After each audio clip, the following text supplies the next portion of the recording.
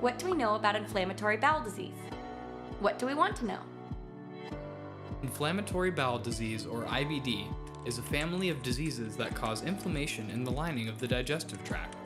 IBD can cause symptoms like abdominal pain, fatigue, diarrhea, bloody stool, loss of appetite, and, unique to children, can cause impaired height growth and delayed puberty.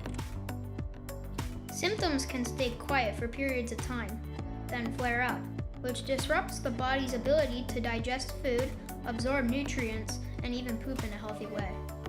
People with IBD often have trouble doing things they normally do when they're in a flare, and have to visit their GI specialist, called a gastroenterologist, regularly to help manage their symptoms. Canada has one of the highest incidences of IBD in the world, with rates increasing in children. It is important to ask what Canadian patients, their families, and the clinicians that care for them would like to see prioritized in IBD research. A team of pediatric GI researchers in Canada has come together to form the Canadian Children's IBD Network, or KidsCan, a partnership of the Child Foundation and the CIHR. KidsCan investigators set out to engage patients and families to help determine what questions Canadian IBD researchers should tackle. They used a priority-setting partnership model designed by the James Lind Alliance. Here's how it worked. National Survey Number 1. A special committee of patients, parents, and clinicians and researchers was formed to develop a Canada-wide questionnaire, asking patients to submit any unanswered questions they had about topics relating to IBD. A total of 1,209 questions was submitted by 366 participants, including patients, caregivers, and clinicians.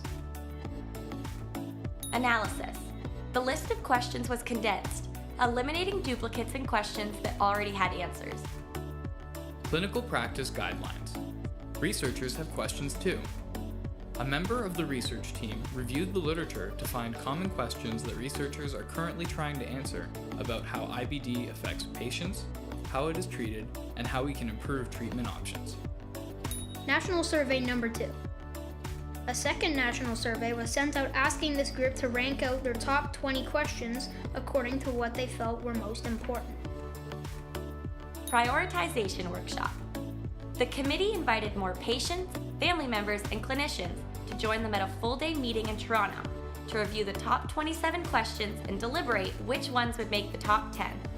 Here's what they came up with. 10. What is the optimal approach to diagnosis, education, psychological support, diagnostic tests in pediatric patients with IBD? 9. What is the impact of access to psychological and mental health support in the management of pediatric IBD? 8. How does an early diagnosis of IBD in children and/or teenagers impact the lifelong course, prognosis of the disease? 7. What are the long-term effects of medications used to treat IBD?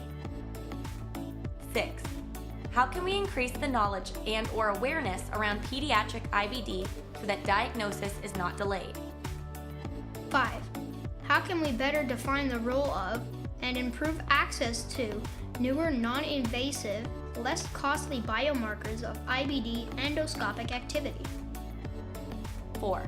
What triggers flare-ups in IBD? 3. What role does diet have in the management of IBD? 2.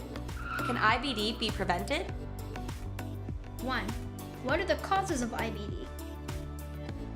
So what's next? Researchers have a job to do, to help find answers to these questions. In order to do this, we need the IBD research community and research funders to support this work.